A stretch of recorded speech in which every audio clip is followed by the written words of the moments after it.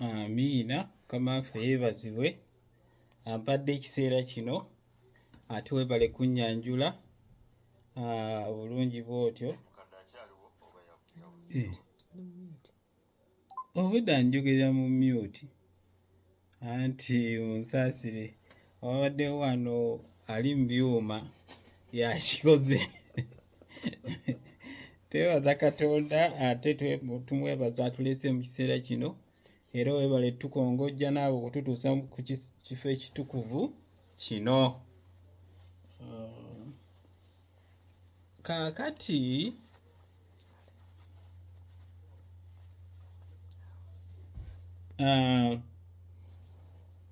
katwebaze Katonda olw'ekifo ekitundu kino kye tutuuseemu. Omutuufu Katonda waffe tukwebaza kubanga okkiriza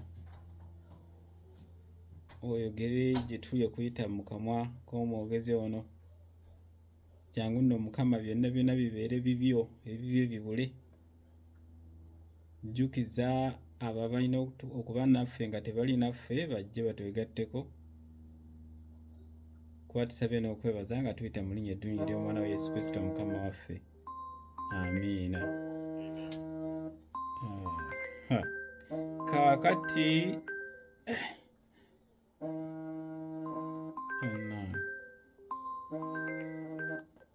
Jozi ndi ku mukutu mami omugamba ki?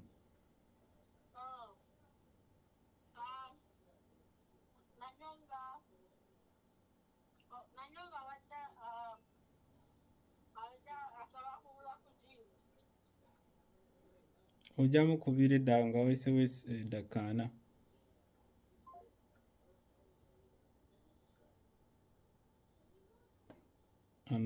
Essimu gye tubaddeko ate kubaddeko akuba kati munsaasire tetubadde ku kompyuta. Okay. Bannaye nsanyuse okubalaba olwa eggulo ly'olwaleero era twebaza Katonda atuleese okutuuka mu kitundu kino nga waliyo n'ekintu kye bayita omupiira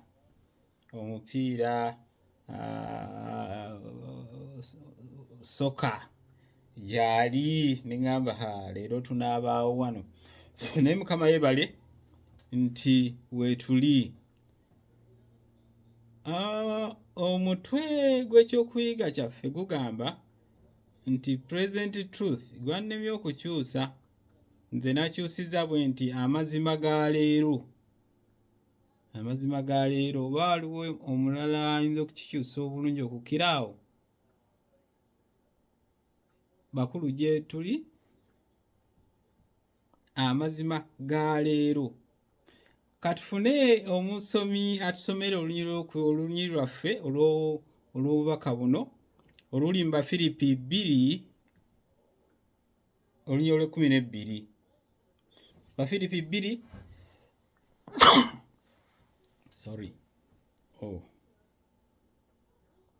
waliwo bannange alabye ku Bafiripi 2 olw'12 atuyamba atusomere olunyiriri.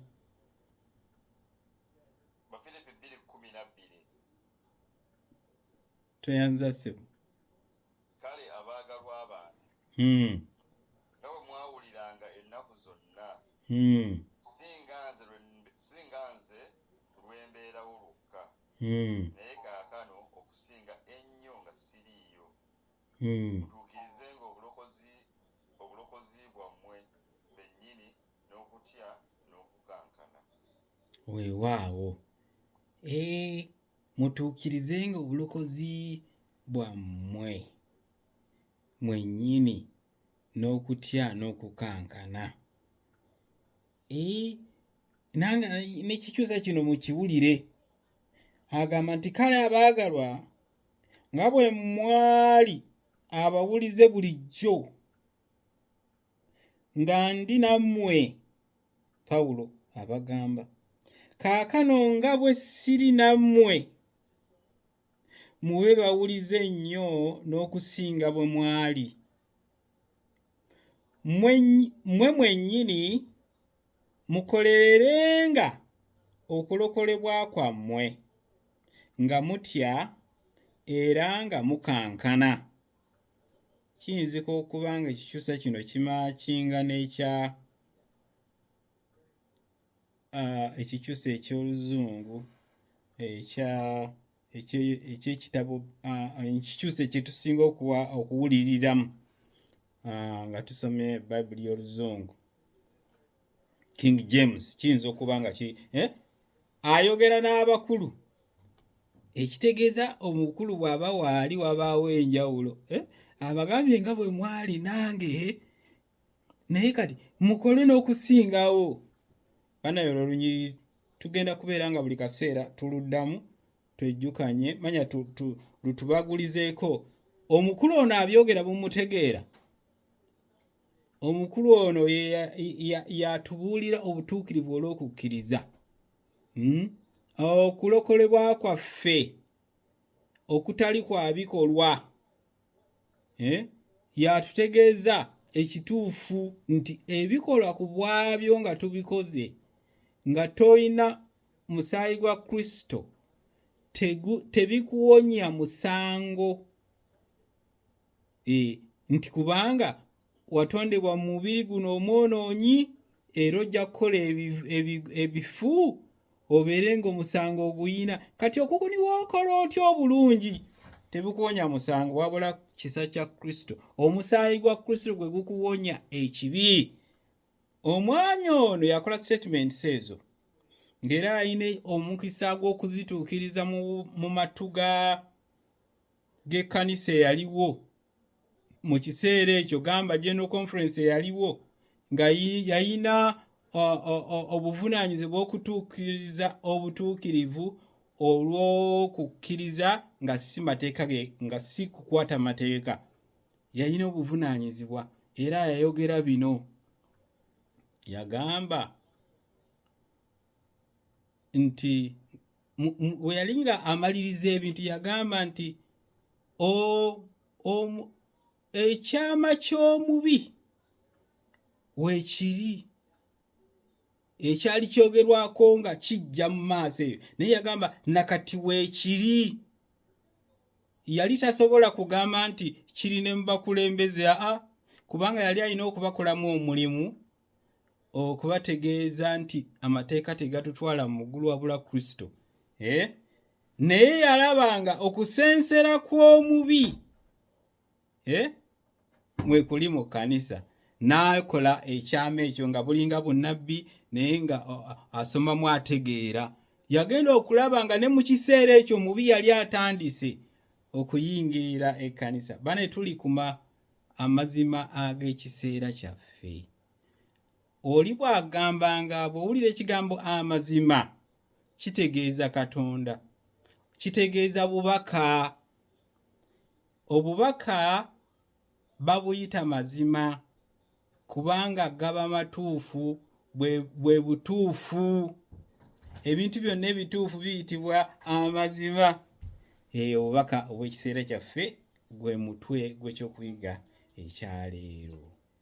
Era nga temwerabira, eno ye kkanisa ebuyina. Seventh-day Adventist ni bwebeera nga ewomoggose etya, naye ye buyina era yeeyo. Kristo jajja okusanga atwale. Ye Seventh-day Adventist. Tuli temwerabira nti obubaka obw'ekiseera kyaffe. Era obubaka bw'ekkanisa eno obusanga mu kubikkulirwa essula 14. Abaabiyiga twejjukanya obuvunaanyizibwa bwaffe leero nti obubaka bwaffe leero bwe busangibwa mu kubikkulirwa essula 14. Lwaki bwa kiseera kino? Lwaki mu biseera bya Isaaya obubaka obwo bwalisibwayo? Ebyo by'olina okuyitamu okutegeera nti olina okuba ne kutegeera okw'enjawulo okusobola okukongojja obubaka buno. kubanga mu kiseera kya Isaaya, mu kiseera kyani, obubaka buno bwali nga tebunnaba kutuukirira, naye butuukirira mu 1884 nga ekkanisa eyaliwo yali tebitegeera, era abantu abamu bagamba mbu kwe kusaalirwa okunene, kusaalirwa, naye nga tekyali kityo, kyali kyatuukirira enteekateeka Katonda bw'atyo bwe yali. Kubanga amazima bwe gaggwaayo ne galabisibwa eri ensi, kakati nga before 1889 nga tebannaba kutegeera sabbiiti ya Katonda, tebanategeera mateeka ga Katonda bulungi, nga tebayinza kuwa bubaka buno. Gamba tusome olunywa olw'omukaaga n'olw'omusanvu olw'essula 14 tulabe obubaka obusooka.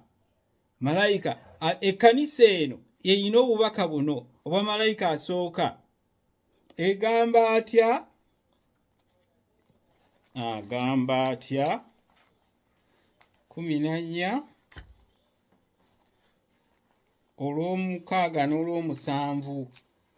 Bino mubimanyi.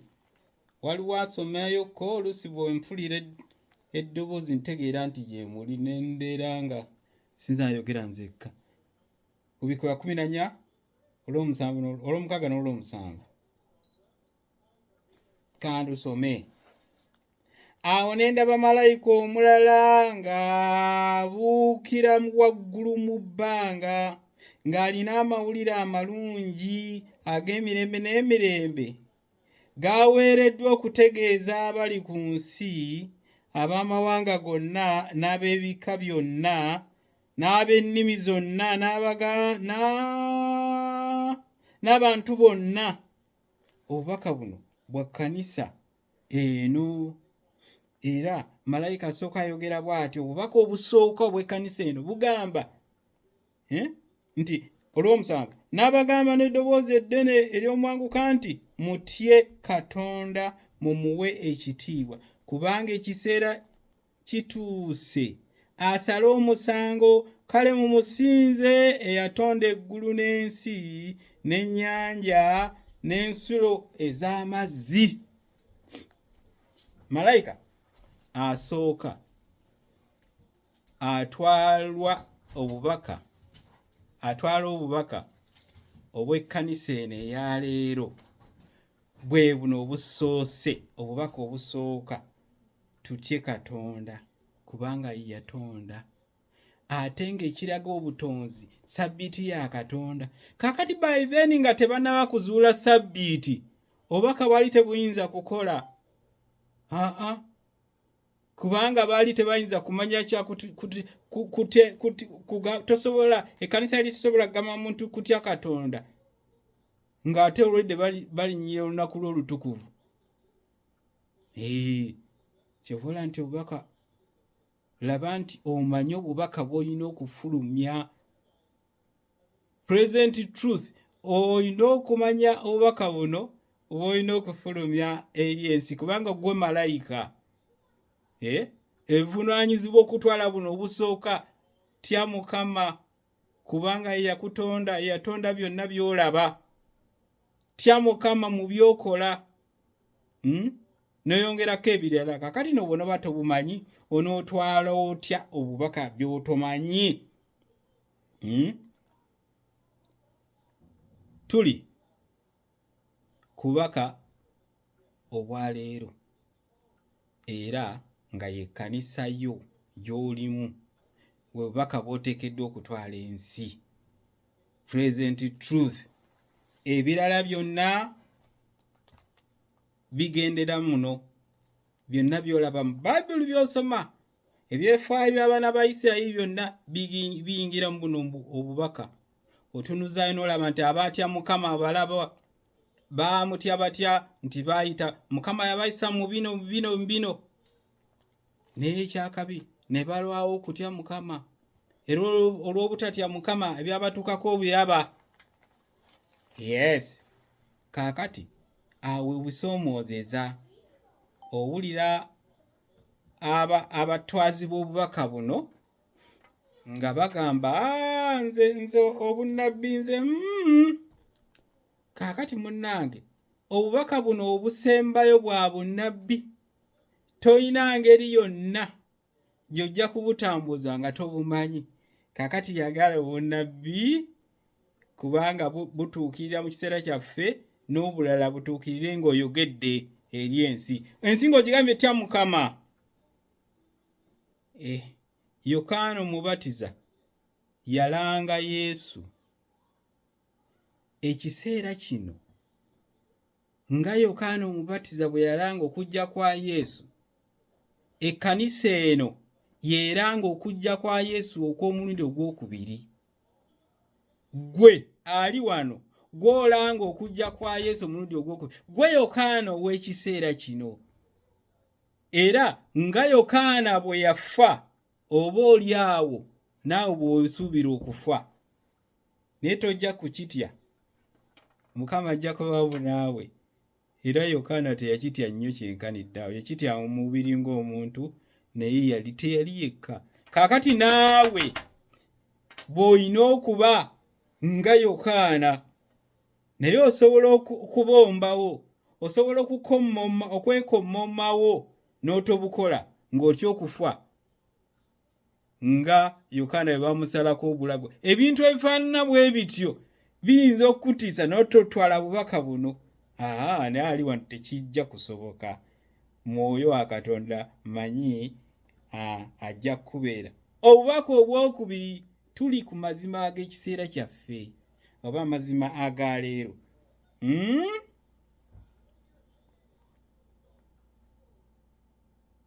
Nti katusome obubaka obwa malayika owokubiri obusangibwa mu ssuula y'emu olunyiriri lw'omunaana. Essuula y'emu olunyiriri lw'omunaana. Present truth yono, taliyo mulala present truth. Yesu bamubuuza nga bamukemekkereza baagala ebyamagero, tukolerewo akabonero. N'abagamba ab'omulembe guno tekajja kubakolerwa. Akabonero ka Yona mu kyennyanja kajja kubamala. Akabonero ka Yona mu kyennyanja kajja kubamala. Tuli ku malayika, obubaka bw'osuubirwa okutwala eri ensi obwa malayika owokubiri bwe buno mu ssuula ey'omunaana.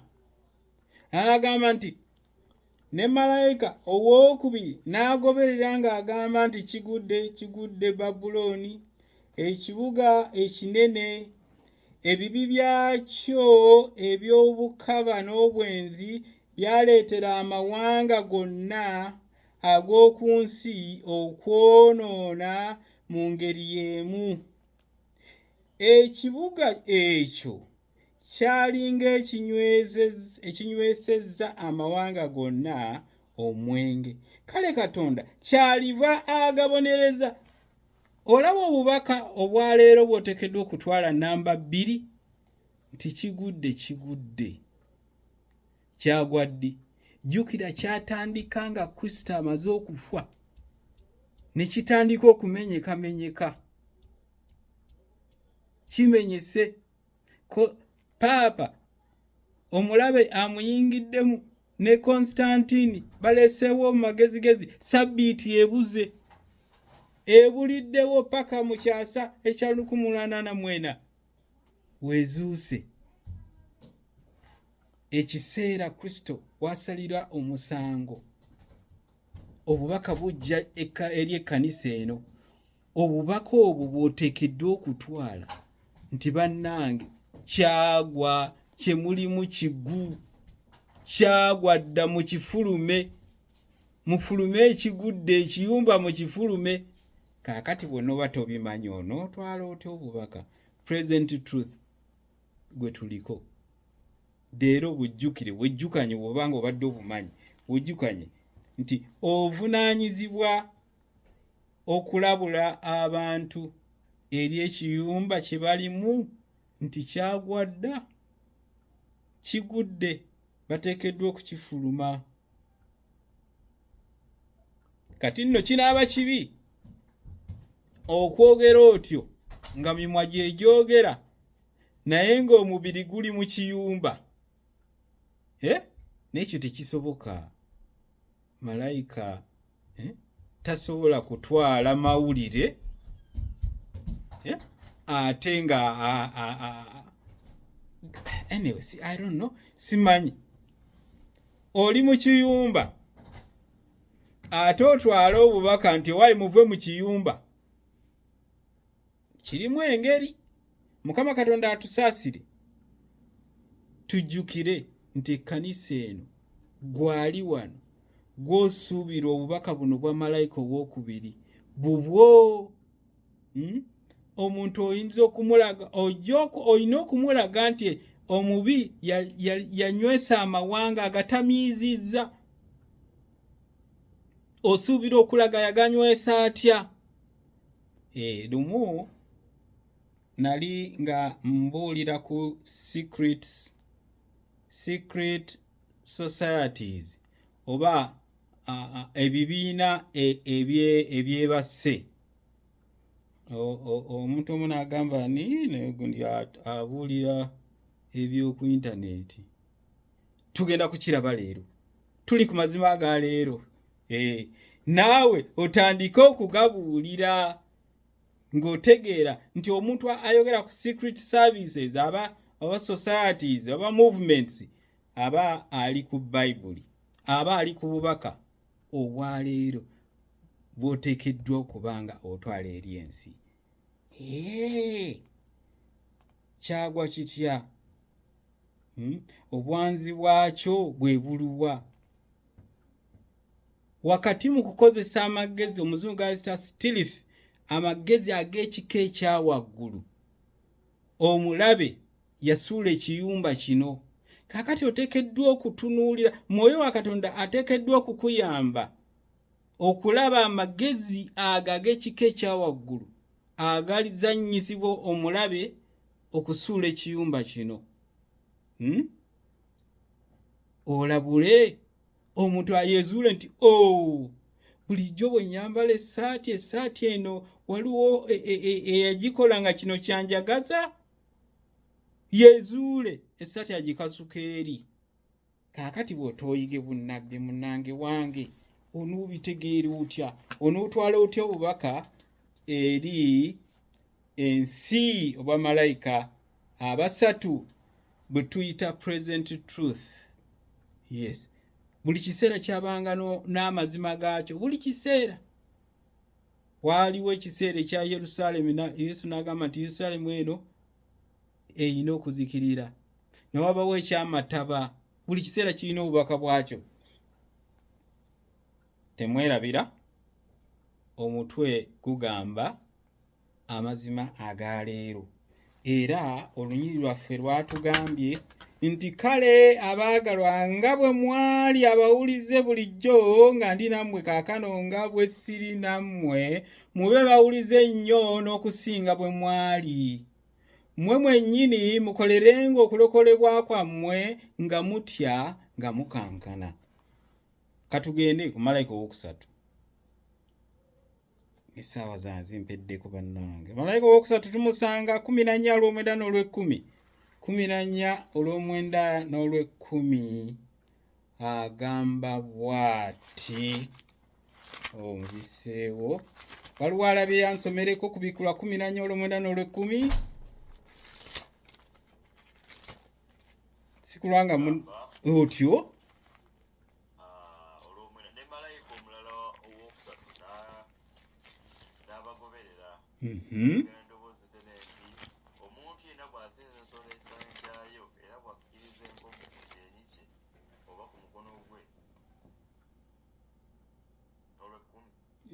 Sebo.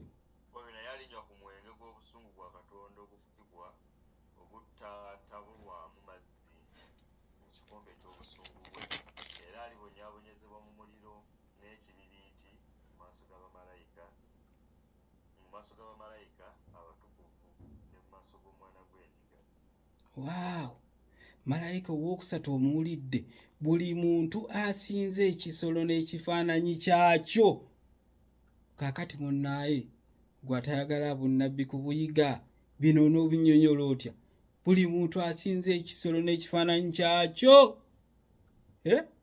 osinza ekisolo n'ekifaananyi kyakyo oyo asinza ekisolo n'ekifaananyi kyakyo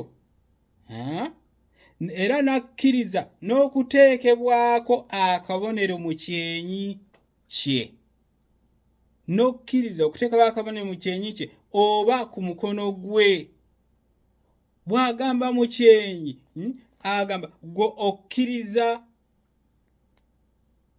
obukulu bw'omubi edda twagambanga paapa twagambanga kereziya abakatuliki nedda tugamba omubi ng'akulemberwa abo be bamukongojja bambi yabayingira with all kind of stealth n'ababukkako bw'ati ne bamukongojja omubi nti bw'osinza obukulu bwa Roma ng'era ekyogera lunye nti Sande kabonero ka bukulu bwayo gwe n'osinza Sitaani okuyita mu bukulu bwe obwo obw'olunaku olusooka mu wiiki nga gwe oliwe yeddiini kwe kutegera mu kyenyi kyo bw'otyo bw'okkiriza n'okkiriza akabonero okubeera wano mu kyenyi kyo oba oli wa muliro oba ku mukono nga gwe tokola ku Sande n'owummula bambi tobimanyi nako naye gwe owummula ku Sande kubanga omulimba yaleeta enkovu ye ku gy'oli n'agikussaako mwe tomanyi ku Sande tosobola kukolerako mulimu ebyo bintu bibiri osinza Sitaani wano gwe bw'otyo bw'osinza n'abalala ng'owalirizibwa butakola omukono gwo nga owummula ku lunaku lw'omukulu oyo atugambye buzibu bukujjidde nti nakkiriza n'okuteekebwako akabonero mu kyenyi kye oba ku mukono gwe Katonda alimubonereza n'obukambwe alibanganywa ku mwenge gw'obusungu bwa Katonda ogutagujunguluddwa ogufukibbwa ozuubirwa okulangirira eri ensi nti bw'osinza omukulu oyo eyatwala awatukuvu ng'akozesa amagezi ag'enjawulo okuyita mu general w'enjawulo gwe eyajja gy'ali n'amuyingizaamu obubi kati naawe ne weesanga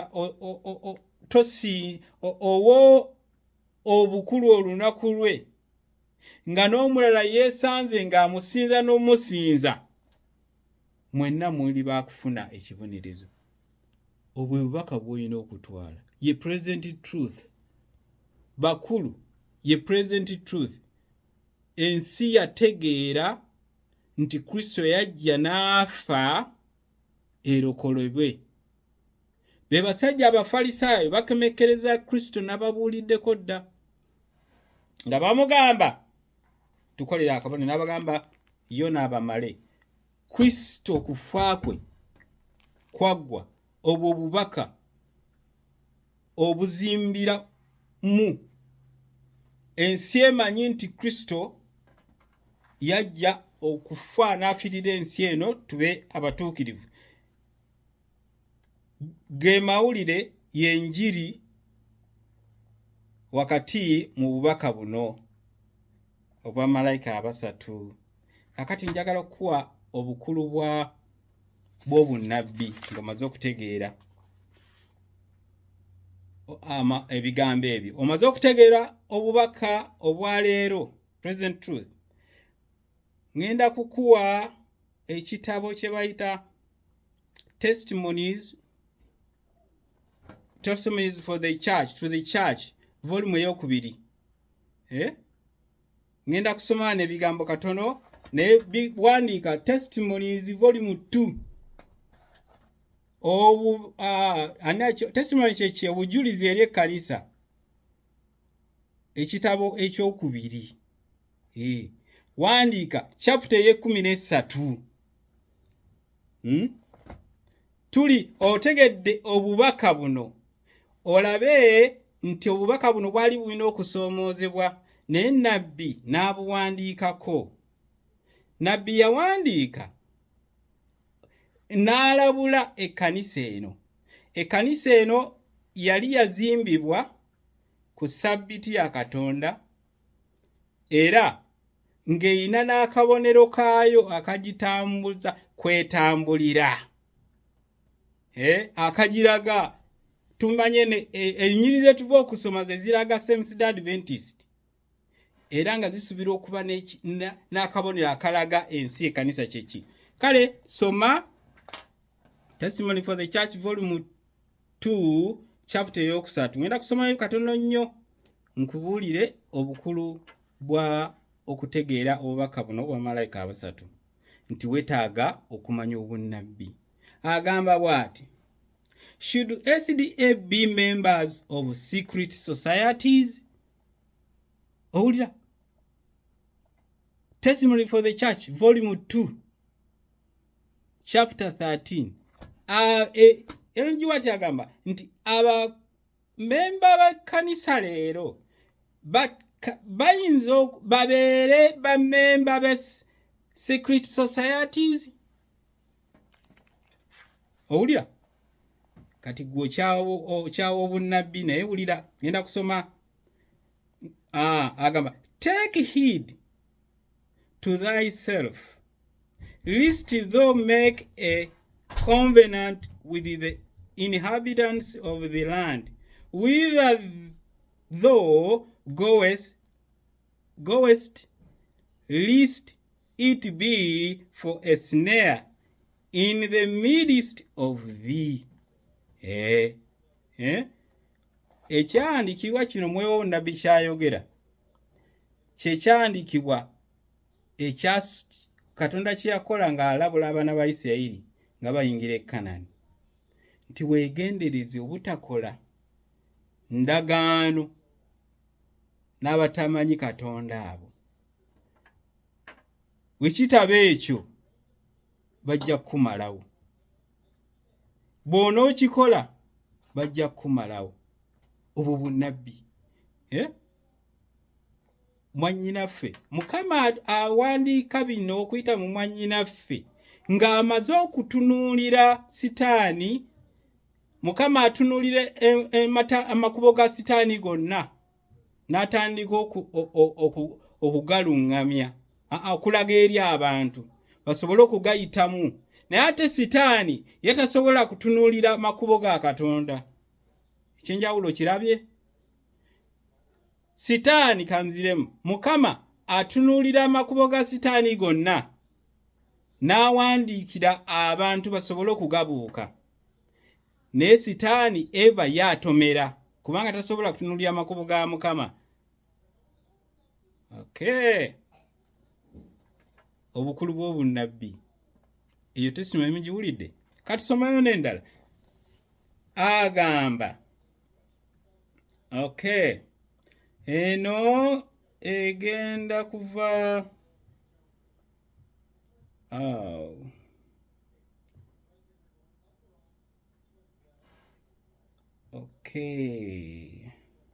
egenda kuva mu chapter ekitabo kyekimu Testimony for the Church volume 2 wandiika chapter 49.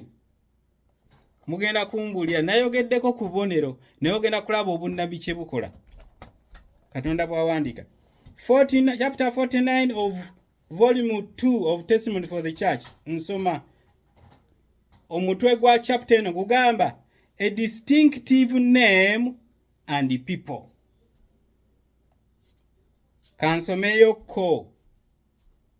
A company was presented before me under the name of Seventh-day Adventist, who were advising that the banner or sign. The banner or sign. Abantu tutukyusa tugamba sabbiiti ye sabbiiti mweri naye mwoyo w'obunnabbi yalaga omukyalo ono nga waliwo abantu abaleeta suggestion eno. The banner or sign which makes us a distinctive people should not be held out so strikingly. Muwandiise. Testimony for the Church, Volume 2, Chapter 49. Nsomayo statement eno. Abasoma obunnabbi mulaba ekkanisa yaffe gyeri biki ebyakolebwa mwannyinaffe yali yabiwandiika. Kanziremu.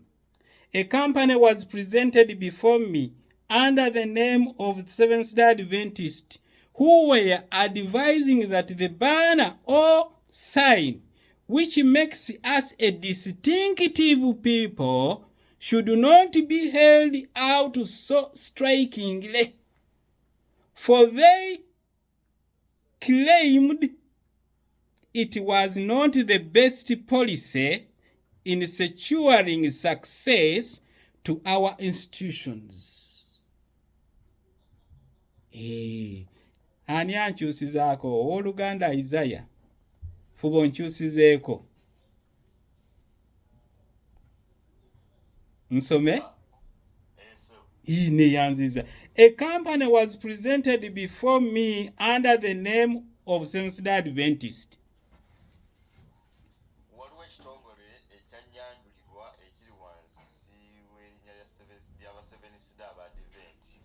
Who were advising that the banner or a sign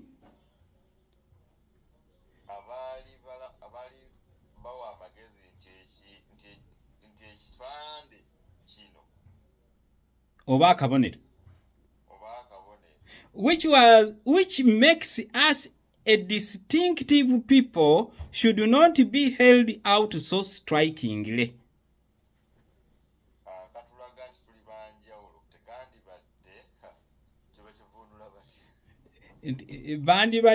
Twandibadde tetukalaga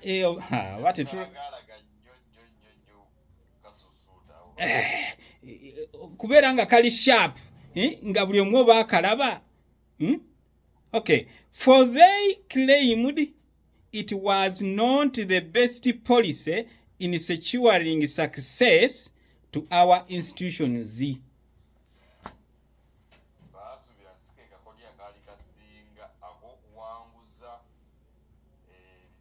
Ebitongole byaffe abaaliwo nga akabonero kaffe kakyusibwa bawa bigambo ki nga baleeta akapya. Mulaba obulungi bw'obunnabbi. Omukyala yali yabiwandiika, si mukyala, Katonda yali yawandiika okuyita mwannyinaffe n'atuwandiikira bino. Kaakati waawo yendaga wuliriza wano bw'onookomawo ojja kusigala ku kkubo. Kiki ky'olina okukola? Ky'olina okukola kye kya Kristo kye yakola. Kristo yakola ki? Kristo Yuda Iskarioti ng'amulyamu olukwe yamutegeera nti ali naye era n'amulaga abalala naye teyamugoba. Okitegedde? Ng'otegedde nti ekkanisa eno eyina ebizibu. Kristo teyagoba Yuda Iskarioti, yasigala naye naye ng'amwekuuma. Weekuume ababi, tova mu kkanisa. Naye olina okuba ng'obalaba entambula zaabwe. Kristo yakoza n'ekitole n'abagamba nti gwe ngenda okuwa ekitole kino yooyo mumulabe. Naye yali alina ekifo ekikulu mu minisitule ya Yesu. Yuda yali omuntu akwata ensawo yaba n'ekifo ekikulu mu buweereza bwo ensi zonna. Minisita w'ebyensimbi. Yuda yali musajja mu buweereza bwa Katonda ng'awulirizibwa naye na omwoyo omubi ne gumuyingiramu. Ne bannaffe waliwo omwoyo omubi ogwabayingiramu naye tetubagoba. Era Kristo agamba bannaffe Abayudaaya nti Bayudaaya mukole bye bagamba, temukola nga bye bakola naye mukole bye bakola, mukole bye babagamba ebirungi. Todduka togamba nti nzize wano okuddusa abantu, nedda.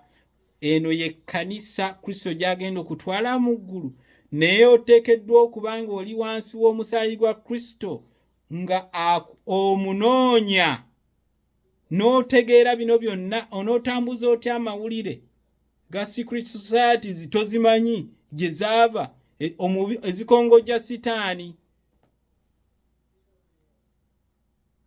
Omaze okutegeera ofuna ekizibu kyekuume, tokigoba. Waliwo baganda baffe bawulira mbuno mu Seventh Day yafuuka Babuloni, ali akugamba n'enjiwa nyini akyogerako. Babuloni mulimu ababi naye tebangako Babuloni. Eno ye kkanisa egenda mu ggulu. Period. Katusabe omutukuvu Katonda waffe, tukwebaza otujjukiza amawulire aga leero, kwe kulangirira eri ensi nti kigudde. Oziize omulabe atutunuuliza okutya ne tulema okukola omulimu ogwo. Mukama Katonda waffe katugoberere ebyo byagala tukole, nga tetutidde okwefaananizaako Yokaana. Yali akimanyi bulungi nti kabaka gw'alumiriza ekibi asobola okumutta, era n'amutta. Naye wali wamu naye. Mukama tujjukize ebyo byonna, tujjukize obukuumi bwe bubaddenga bujja eri abantu abakulemerako ne bakukongojja, nti ne babadde bafa babaddenga wamu naawe. Otuyamba okukola byagala tukole nga tetutidde, ate nga tugudde tumanyi oli wa kisa. Ekyo tekyetaaga kubuuza, otusaasira. Ensonga lwaki waleka omwana wo najja n'afa? Tumulagayo bulazi gy'oli nti Mukama omusaayi guno gunnaazeeko ebibi, ne tutukula. Katuleme okubeera nakalanga ngudde atavaawo, wabula katuvengawo nga mwoyo wo bw'atukubiriza mu bulamu bwaffe. Beera munaffe nga tutwala obubaka buno bwa malayika abasatu obwaleero obwaffe. Oba oli awo singa wakomaanu nadda, naye omubi yatunuuliza ebivaamu ne tubitya. Mukama otubeere mu birungi byonna, kubanga tusabe n'okwebaza nga tuyita mu linnya eddungi ly'omwana wa Yesu Kristo Mukama waffe. Amiina.